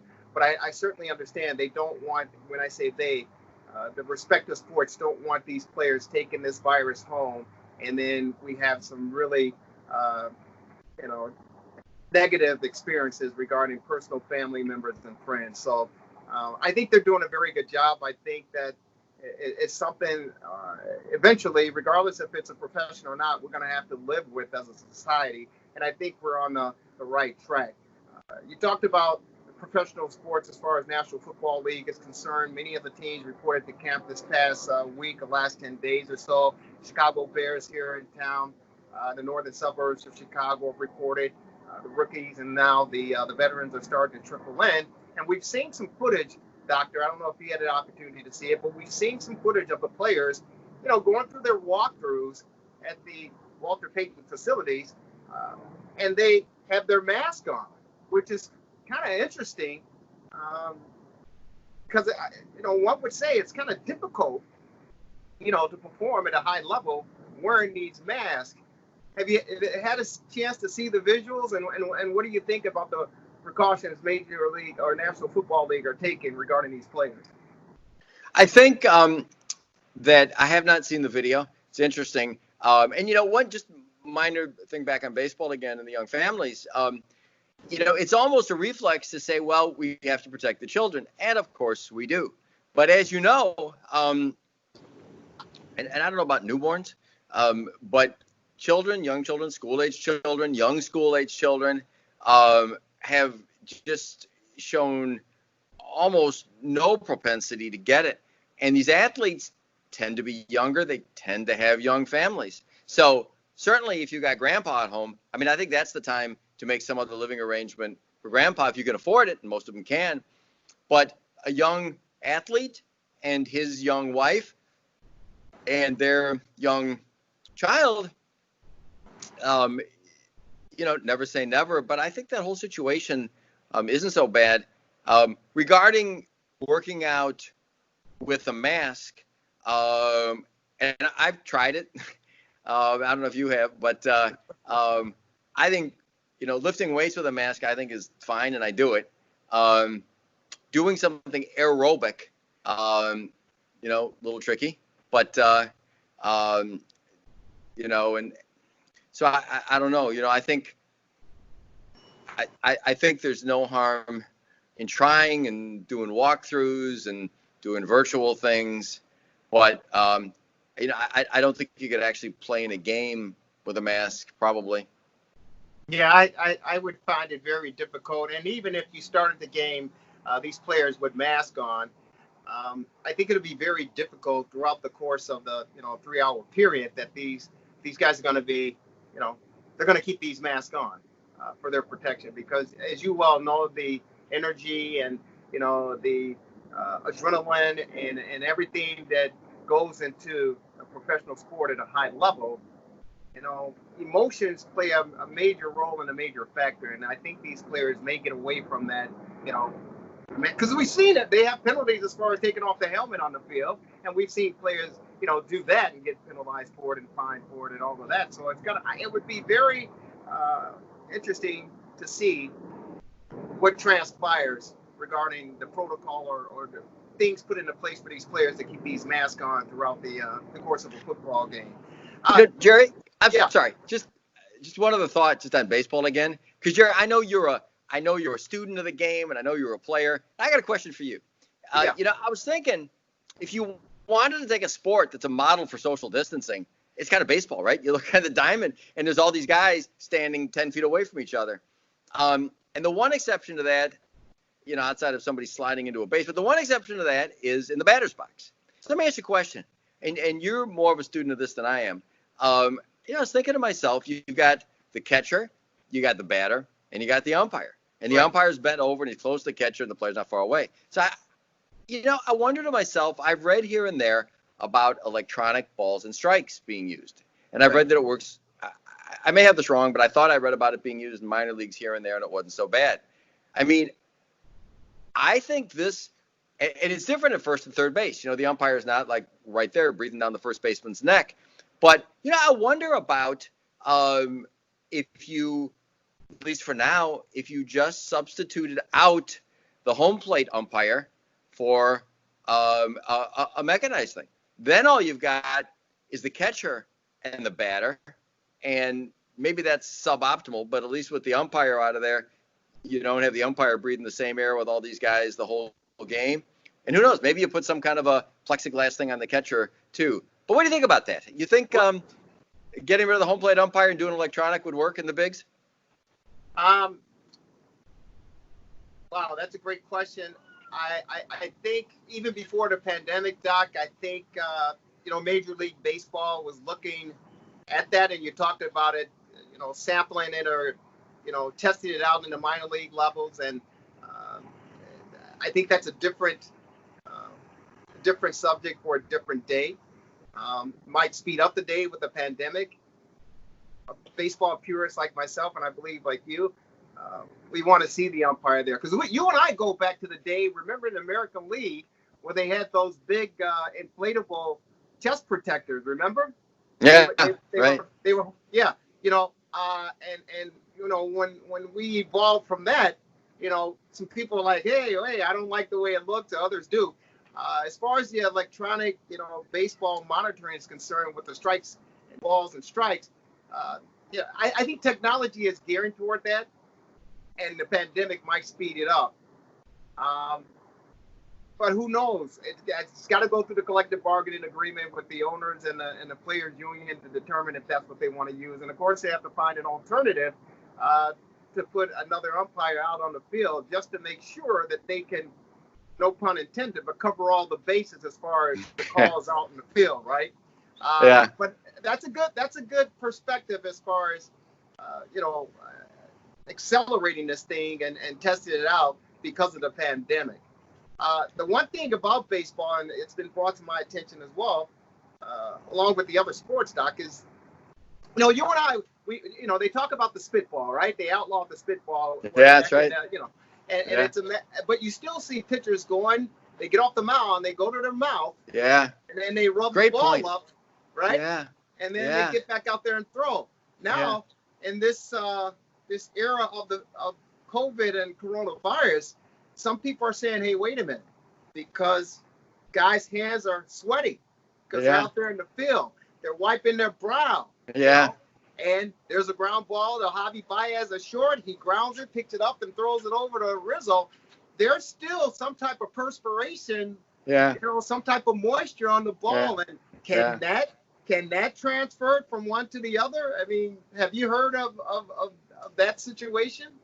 Yeah, it's a great thought. I haven't. And, as to the umpire thing, it's kind of interesting tennis, right? So, back in the days of McEnroe, right? They had before they had the, I forget what they called it, but the electronic figuring out, Hawkeye maybe, with tennis balls. And so, some people thought it was entertaining to see McEnroe or somebody arguing with the line judge. I respected the fact that he was a competitor, but I was not a big fan.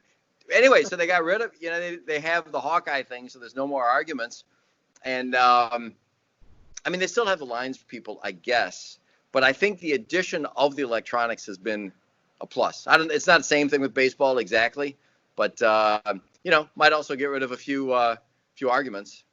No, it may get, but as you all know, in this beautiful world that we live in, whatever man creates, there's always some type of opposition, regardless if it's good for life and society or not. You're always going to find someone that's going to question the technology. And of course, we know with the Houston Astros and winning the World Series, as far as stealing signs and using cameras and banging on the garbage cans in the dugout, someone's always going to find an advantage regarding technology. And I'm sure if we got rid of home plate umpire in place of the electronic sports tracker for strikes, balls, and strikes, he's certainly going to have somebody questioning, the equipment and the technology. But so Jerry, that's the world we live in. I got another question for you. So you're just so knowledgeable. I'll be the interviewer here a little bit. But how about the dugout? So I think players are still in the dugout, right? So I'm thinking to myself, there's no fans, at least I think. So why not put the players, in seats next to a door that comes out of the field, a couple of seats apart? What do you think? What do you mean? I'm sorry. Put the players in the seats, put them in first row seats right behind the dugout instead of in the dugout to increase social distancing. Well, they do have the, it's like kind of like a canopy in the stands, in the box seat area. And I believe during the exhibition games or whatever, they had the players, sitting there for some sort of social distancing as well. Yeah. I think the reason they're, allowed in the dugout or whatever is the fact that, again, once these players, every day that they come to the ballpark, they're getting their temperature taken and, they are getting tested. And as long as the test results come back negative, owners and management and the players alike feel that we are safe, we're not contagious, no one has it. And so we are, we can get somewhat close in the dugout. Now, of course, they try to eliminate the high five and they try to eliminate as much contact as possible. If you remember last week, Javi Baez with a walk-off winner over at, I believe, Wrigley Field. It took place, and normally the players, they go and they hug each other and they jump up and down. Well, this was kind of like a social distance circle, and Javi Baez giving the fans high fives just to protect themselves and keep the social distancing. But I like your idea, Doc. I just think that Major League Baseball feel that we're safe, we're okay. Well, here's the thing, though. So there is debate even now. Some of the contagion is, they were thinking is less than it was. Probably less on surfaces than was thought, and how long you contagious, maybe not quite as long as probably not out to 14 days. But there appears to certainly be a period of time if you you get infected on a Wednesday, that maybe you don't get symptoms until Sunday, but Friday and Saturday you can be contagious. So just because you have negative tests, when you first, it is thought to take 2 days, 2.2 days. I've seen different results, but it's the tests almost never turn positive. It is thought from the studies that are out there on the first day. So you're exposed to somebody on a Wednesday, and you're ultimately going to get sick. Well, on Thursday, your test is almost certainly going to be positive. And it might be positive Friday. So the point is that just because you have negative tests on a daily basis, if somebody does get infected, there's going to be periods where they could theoretically contaminate somebody else. So I'm just thinking, you got all these empty seats out there. I know it's good to be in the dugout because you're sitting next to people and you can talk strategy. But I don't know. I mean, why not just take advantage of these seats? And I know what you're saying. They think it's safe enough, and maybe it is. It just strikes me that, like I said, baseball just seems to be the prototype for a sport where everything is socially distanced. And like I said, I thought, home plate umpire for one, dugout number two, and I think you could ameliorate both of those too.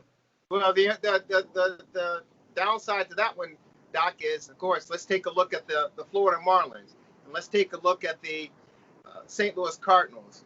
And that's why we saw it with the New York Yankees. That's why a lot of games were canceled, not because the one respective team was clean with no positive tests, but it's the Florida Marlins and the St. Louis Cardinals with their players and visiting locker rooms, right? Yeah. And those players were in, which caused some sort of contamination. So now that's where, some people are a little leery and skeptical, and we have to keep them away, because my team and the Cubs, let's give them credit, they have been probably the best team in Major League Baseball, if not the top two teams in baseball, who have come back with negative tests, and their players are doing everything they're asked to do to protect themselves.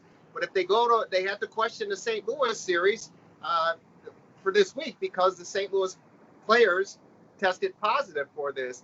And, you're going down to the clubhouse down in St. Louis, you don't want to run the risk of one of your players, getting contaminated or getting the virus and then, spreading throughout your clubhouse. So that's the other, that's the other thing that needs to that Major League Baseball is taking a look at to protect everybody, not just, particular teams in particular cities. Jerry, let me ask about something else that I've been kind of watching for, and I haven't seen, but, I don't know what everybody's doing. There is interesting technology you're probably aware with ultraviolet light. So right. Ultraviolet light kills bugs, and they've even got these little lights where if you shine it on something, it kills viruses, although it takes 5 or 10 seconds. But there is technology out there to have ultraviolet lights above head level that shine horizontally, and then coupled with ceiling fans that suck air up, that have been shown to be able to a significant degree to sterilize air, and it costs a couple of bucks. I don't know what it costs. I think it's, going to be some expense. I don't think it's crazy expense though. I'm thinking, you just mentioned clubhouses, but it seems to me that might be kind of a useful thing. I have not heard about any teams doing it. Have you? Yeah. There's actually, and forgive me on this, I believe it's on the collegiate ranks. It could be on the professional ranks. but there's actually a machine that has already been created. I think it runs around $5,000, and it stands about maybe 3 to 4 feet high, Doc, and it's got 4 or 5 ultraviolet, the bulbs, vertical from the floor up to about yay high, and it's on wheels, and they cart it literally. It's like a remote control robot, and they program, they do the remote control with it, and it goes throughout the clubhouse, and supposedly it kills the virus. So there's actually a contraption. I use that term loosely, but there is an equipment that actually does that, and it's not marketed to the other teams right now. I think it's just in the experimental stages right now. But you're absolutely right. There is some technology out there to help with. So it's interesting. Yeah. The issue with that is that so UV light. So if you did it when at night when nobody was there, it'd be great. I don't know that we necessarily want it to be operating when people are in the clubhouse and irradiating people with UV light. The thing that I was talking about, and I don't know what it would cost, I don't think it'd be a ton of money. The ceiling fans, I don't think are expensive. I don't know how tall the ceilings are in clubhouses. I mean, if it's 8 feet, it might be a problem, but I think they're taller than that in general. But then you mount these lights, and this kind of thing might be of interest to the general audience out there as well, because I've read about this in factories and other places where they're using this technology. So you have the lights up high, and you keep them on continuously, even when people are there. So if somebody is spewing out virus particles, it kind of sterilizes the air even while people, are there. Yeah. Without irradiating people with UV light. No, that's really, really interesting. I think down in the NBA hub in Orlando, I heard a report on ESPN where the players, I guess they have like a wristband of some sort, correct? And it's an indicator to signal off if someone is carrying the virus. And I don't know exactly how it works. I think it's color coordinated as well. And if you're getting too close to someone, it'll start to alert. Say, hey, you're getting too close. And I don't know all the details surrounding us, but I think they're testing this out down in the NBA bubble in Orlando. And who knows, it may see itself, if this thing continues and we don't get a grasp on it, it may see it throughout all the sports, not only in the professional ranks, but on the collegiate ranks as well. Doc, it is a great podcast, and there's so much more that we can dive into, and we certainly will dive into. And we want everyone to be tuned in to the Sports Medicine Update podcast, and check it out, YouTube, Facebook, Twitter. Just Google the Sports Medicine Update, Dr. Chad Prodromos. If people want to get a hold of you, how can they find you? So our main office number is 847-699-6810. You get actual human beings answering the phone, not a voicemail or a phone bank. And then our email to our general email mailbox is just ortho, like orthopedics, ORTHO @ismoc.net. And we'll answer everything that comes to us. We certainly will. And if anyone has a question they want to ask the good doctor, just send your replies, your comments to that email address. And we'll certainly address it on the weekly podcast. Doc, thank you so very much. Always a pleasure. And always looking forward to the insight and the knowledge that you bring to our audience. Keep up the great work. Want you to stay safe. Are you down there in Florida? Yeah, we're down in Naples. We have a satellite office down in Naples, and be careful. But we are. So it's not a real hotspot. Parts of Florida are. This part not so much. Well, there's so much that we can certainly talk about, even away from the world of sports. But we'll keep it locked in. Doc, stay safe. Have a great weekend. We'll see you next week on the Sports Medicine Update. You too, Jerry. Thanks.